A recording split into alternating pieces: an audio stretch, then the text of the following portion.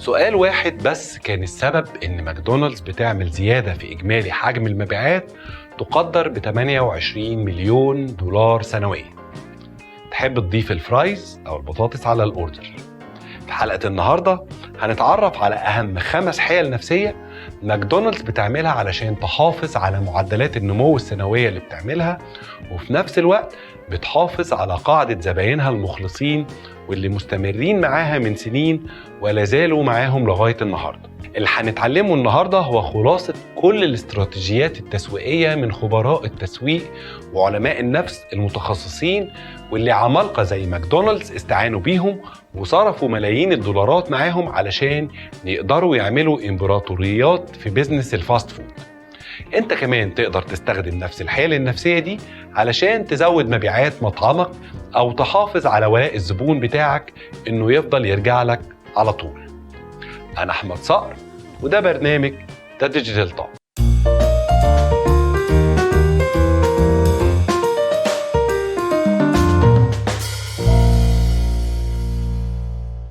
الحيلة النفسية الأولى ميلرز لو أو قانون ميلر.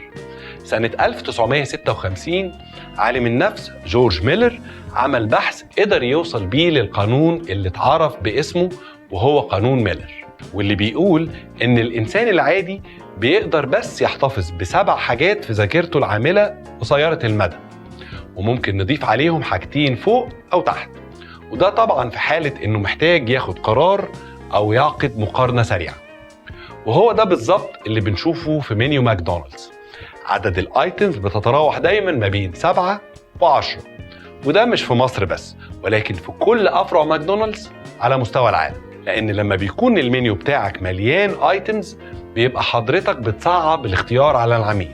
عشان كده لو المنيو بتاعتك كبيرة حاول تقلل عدد الايتمز اللي فيها ما بين 7 و9 وتختارهم من انجح الايتمز اللي شغالة معاك.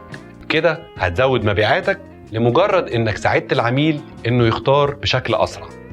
الحيلة النفسية الثانية The Novelty Effect او تأثير الحداثة. تأثير الحداثة في سياق الأداء البشري هو ميل الأداء إلى التحسن في البداية عند إنشاء تكنولوجيا جديدة، ليس بسبب أي تحسن فعلي في التعلم أو الإنجاز، ولكن استجابة لزيادة الاهتمام بالتكنولوجيا الجديدة. يعني إيه الكلام ده؟ بص يا سيدي، في دايما نوعين من الزبائن. نوع بيخاف يغير الحاجة اللي اتعود انه يطلبها وبيفضل يطلب نفس الاوردر كل مرة، وفي نوع تاني زي حالاتي كده بيحب دايما يجرب اي حاجة جديدة بتنزل، وكل مرة الاقي ايتم جديد اقول لنفسي جربه يمكن يطلع كويس، وبالتالي ابقى عرفت حاجة جديدة ازودها على قائمة الحاجات اللي انا بحبها. كلنا بنشوف المثالين دول حوالينا طول الوقت. هتلاقي ناس عندك في دايرة معارفك أو عيلتك كل مرة بتروح فيها ماكدونالدز معاهم بيطلبوا نفس البيج ماك كل مرة، وناس تانية ما عندهمش تفضيلات محددة وكل مرة بيطلب حاجة غير اللي طلبها المرات اللي قبليها.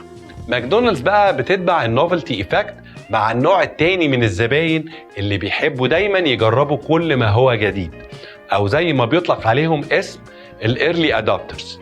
علشان كده بنلاقي كل فترة ماكدونالدز بتنزل ايتم جديد في المنيو بتاعها، زي مثلا البرجر البريميوم او برجر شرقي او بالخلطة الإيطالية وحاجات من هذا القبيل طول الوقت.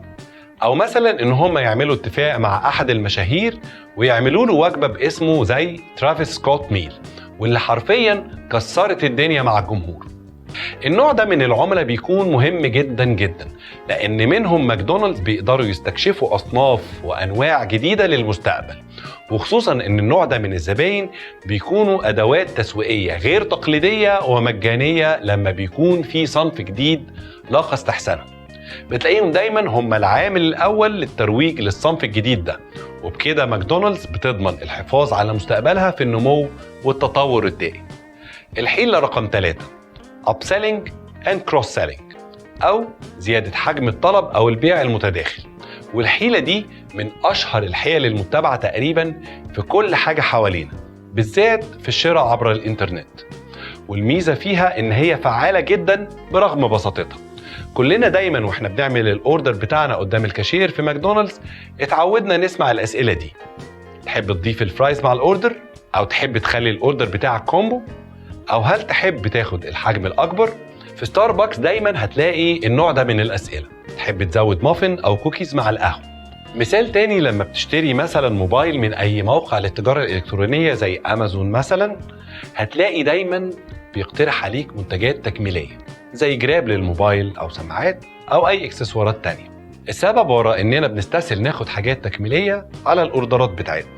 الحاجات البسيطة الزيادة دي بتخلي تجربة القهوة أو وجبة البيج ماك ألطف.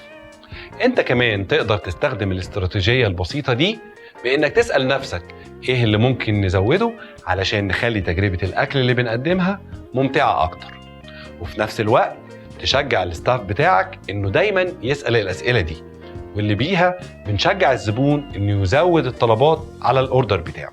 خد معايا الحتة الزيادة دي، لو في يوم حر بزيادة ممكن تشجع الستاف اللي بيتعامل مع الزباين إن هم يقترحوا عليهم مشروب بارد ومنعش فوق الأوردر بتاعهم، ويبقى قول لي عن النتيجة.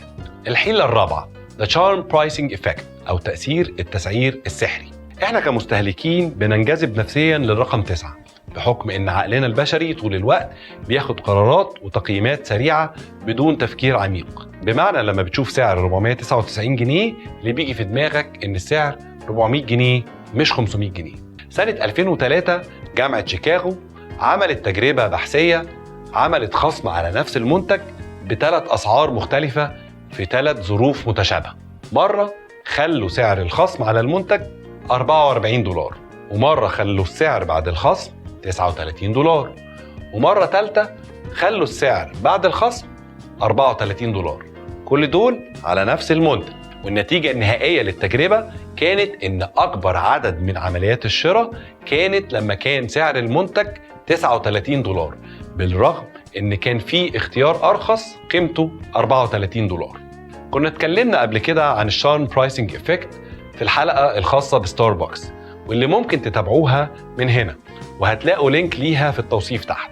علشان كده مش بس ماكدونالدز بتستخدم الحيلة دي، وبنشوفها دايما في أماكن كتير ومطاعم كتير. وأخيرا الحيلة الخامسة، عقلية الفصال أو البارجينج مينتاليتي. احنا كبشر كائنات بتدور دايما على تحقيق مكاسب تضيف لنا شعور قوي بالنصاحة والشطارة، بالذات واحنا بنشتري. بنبقى في غاية السعادة والفخر لما بنحس اننا قدرنا نحصل على الحاجة اللي احنا عايزينها بديل كويس وسعر قليل. حسب البحث اللي عمله البروفيسور كيت باور المتخصص في علم التسويق وعلم النفس للمستهلكين في جامعة جولدن جيت في سان فرانسيسكو بولاية كاليفورنيا في أمريكا، توصل إلى أن العديد من المستهلكين بيدوروا في الأساس على الشعور بالإثارة من وراء التدوير على العروض والخصومات. علشان كده كتير منهم بيقع في الغلطة الكلاسيكية بتاعت ان هم ممكن يشتروا حاجات هم مش محتاجينها او ما عندهمش فكرة هم عايزينها ليه، لمجرد ان هم كانوا بيدوروا على الإثارة والتحدي والرغبة في الشعور بتحقيق النصر عن طريق الحصول على ديل كويس او خصم كويس. ماكدونالدز فاهمة الموضوع ده كويس جدا، علشان كده المنيو بتاعتها لا تخلو ابدا من العروض الترويجية والخصومات اللي بتخاطب بيها النوع ده من الجمهور. والهدف واضح، عايزين حضرتك تحس بانك بتحقق الانتصار عليهم. بتهيألي كلنا دلوقتي اصبحنا عارفين مين هو المنتصر الحقيقي. بس كده، اشوفكم الحلقة الجاية. سلام.